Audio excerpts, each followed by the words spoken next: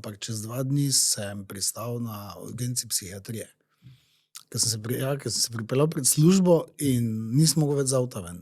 Avto sem ustavil na parkplacu pred firmo, pa nisem mogel več volana spustiti, pa nič, samo držal sem ga, pa sem se začel tako tresti, pa kričati.